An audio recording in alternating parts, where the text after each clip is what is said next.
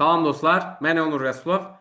Bu videoda əgər siz maliyyə bazarında ticarət edirsinizsə və yaxud da maliyyə bazarına qoşulmaq istəyirsinizsə, işinizə çox yarayacaq bir sistemi müzakirə etmək istəyirəm.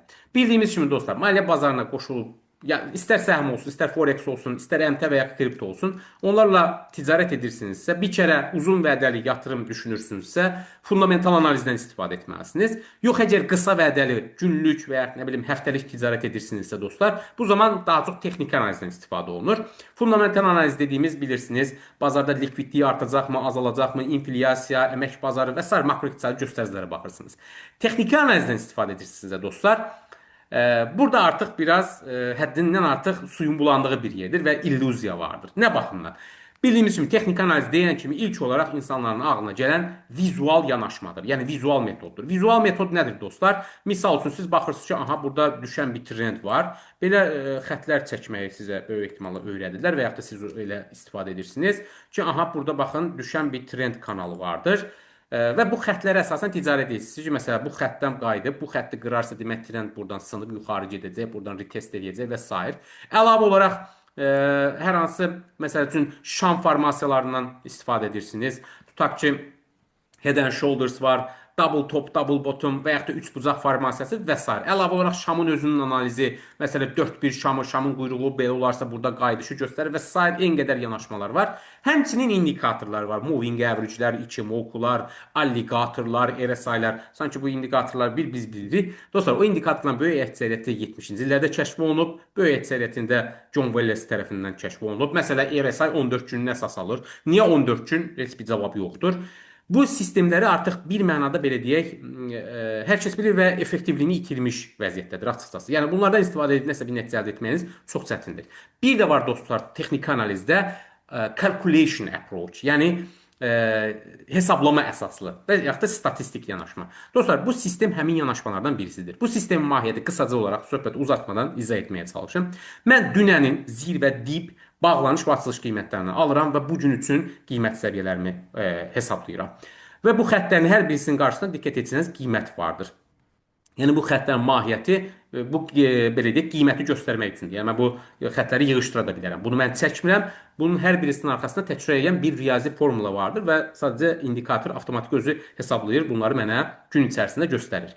Bu sistemdən böyük üstünlüyü bunlar prediktiv bir sistemdir. Yəni moving average, Ichimoku və digər indikatorlar kimi qiymət və qiymətin arxasında gəlmir. Əslində bu bazar açılanda bu sistem sizin önünüzdə olur və prediktiv bir sistemdir.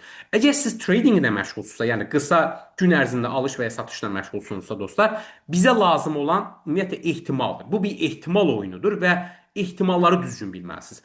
Və buna əsasən dostlar, mən bu sistemi backtestimdə bir statistik bir qanun uyğunluq tapdım və o statistik qanun uyğunluğuna ticarət edirəm. Mahiyyət nədən ibarətdir? Qısaca olaraq izah edin dostlar.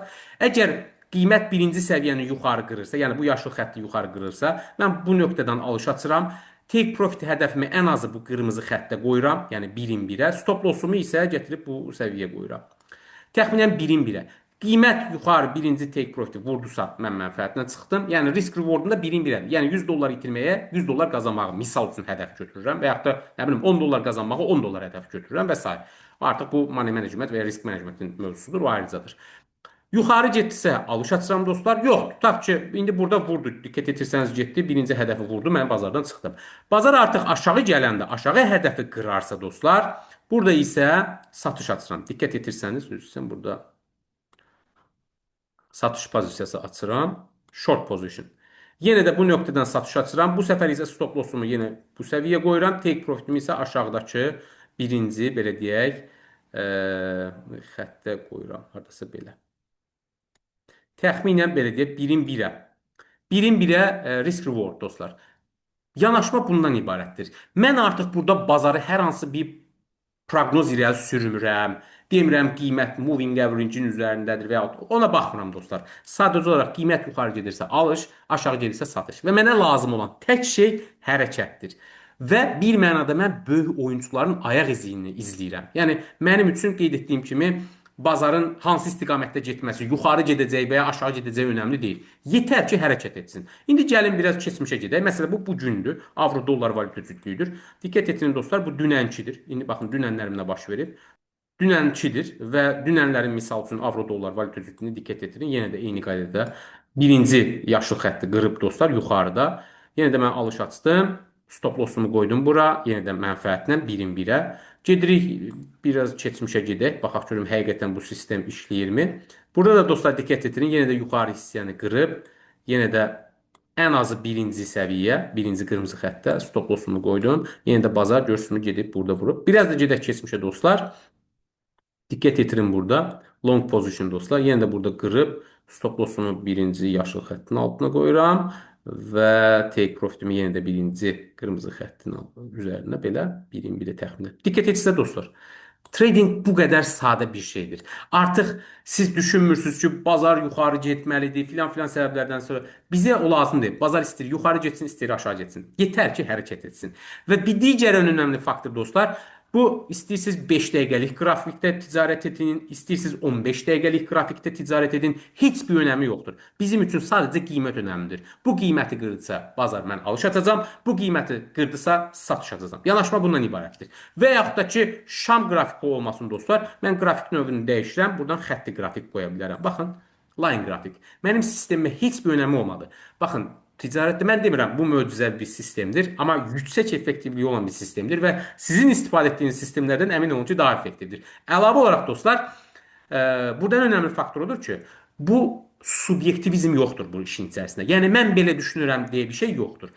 Statistik qanunuyğunluq rol oynayır burada. Siz də bir strategiya quranda hər zaman çalışın subyektiv yanaşmanı işin içərisindən çıxardın. Əgər siz subyektiv yanaşmadan istifadə edirsinizsə ki, bax şamın quyruğu belə oldu, nə bilim, movingə görə belə oldu, filan vaxtı belə olmuşdu, indi də belə olacaq yox. Statistik yanaşmadan istifadə edirsiniz. Bir digər yanaşmada populyar olan ICT və yaxud da order flow istifadə etsə dostlar, o da işin ayrıca bir tərəfidir. Orada da kifayət qədər subyektivizm var. Amma bu sistem dediyim kimi bir qanun uyğunluğa əsaslanır və yüksək effektivliyi olan bir sistemdir. Dostlar, əgər siz bu sistemdən istifadə edib ticarət etmək istəyirsinizsə və yaxud da ticarətinizi daha yaxşı nəticə əldə etmək istəyirsinizsə, aşağıdakı linkdən qeydiyyatdan keçin və bu sistem necə işlədiyi haqqında məlumat ala bilərsiniz. Sağ olun dostlar, ümid edirəm effektiv olmuşdur sizin üçün. Sağ olun.